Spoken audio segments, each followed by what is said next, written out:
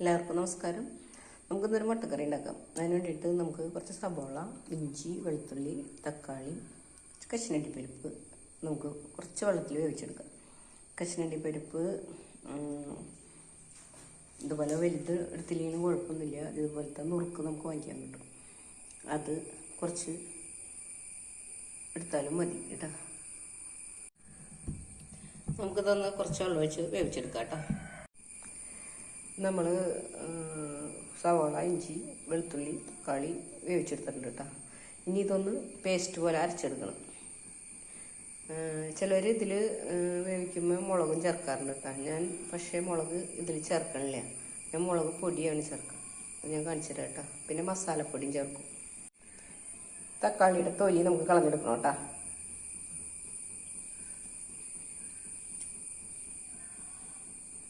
ഇതൊന്ന് പീസാക്കി എടുക്കുക.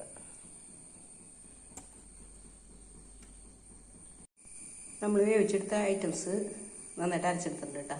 ഇതിലേക്ക് വേണ്ടത് 2 പച്ചമുളക്, ഞാൻ കാന്താരി എടുത്തേക്കണം, വേപ്പില, മുളക് പൊടി, മഞ്ഞൾപ്പൊടി, ഗരം മസാല ഞാൻ ഇതിൽ ചേർത്ത് അരച്ചിട്ടുണ്ട്.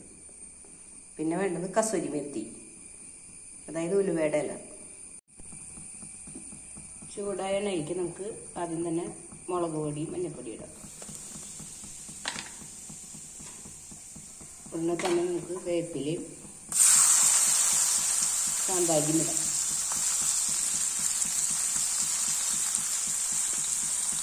നമുക്ക് ഇത് ഇളക്കിയിട്ട് പച്ചമണം മാറി കഴിയുമ്പോൾ ഇതിലേക്ക് നമ്മൾ അരച്ചത് ഇടാം.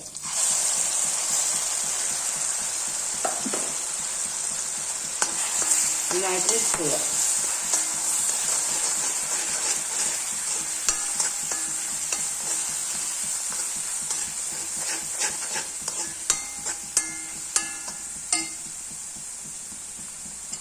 നന്നായി വഴന്ന് എണ്ണ തെളിയുമ്പോൾ നമുക്ക് ഇതിലേക്ക് കുറച്ചുകൂടി ഗ്രേവിക്ക് ആവശ്യമായിട്ടുള്ള വെള്ളം ഒഴിക്കാം.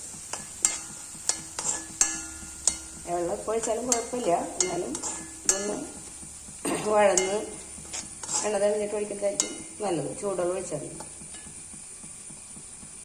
നമ്മുടെ ഗ്രേവി എണ്ണ തെളിഞ്ഞ് വരണിട്ട് കിട്ടാം. നമുക്കിതിലേക്ക് ഒരു നുള്ളു പഞ്ചസാര, എല്ലാ സ്വാദും ക്രമീകരിക്കാനായിട്ട് ഒരു നുള്ളു പഞ്ചസാരയും 1 ടീസ്പൂൺ ടൊമാറ്റോ സോസ് ഒഴിക്കുക കേട്ടോ.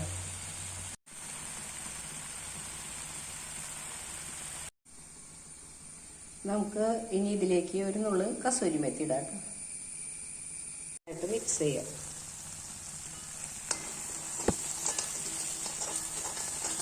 നമുക്കിതിലേക്ക് ചൂടുവെള്ളം ഒഴിക്കാം. ആവശ്യത്തിന് ഉപ്പ് ചേർക്കണം, ആവശ്യത്തിന് വെള്ളം ചേർത്തിട്ടുണ്ട്.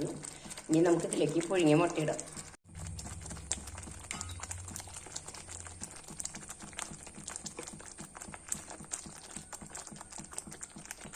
ഈ മുട്ടയിലേക്ക് കുറച്ച് ഗ്രേവിയൊക്കെ കോരി ഒഴിക്കുക. മല്ലിയില ഉണ്ടെങ്കിൽ നമുക്ക് മല്ലിയില ഇടാം കേട്ടോ. ഞാൻ മല്ലിയില ഉണ്ടായില്ല, അതുകൊണ്ട് ഇട്ടിട്ടില്ല കേട്ടോ. അപ്പോൾ ഒന്ന് ഇതുപോലെയൊക്കെ ഇടയ്ക്കൊക്കെ ഒന്ന് ട്രൈ ചെയ്ത് നോക്കണം കേട്ടോ. നല്ല ടേസ്റ്റ് ഉണ്ടാവും. ഓക്കെ, വീണ്ടും കാണാം.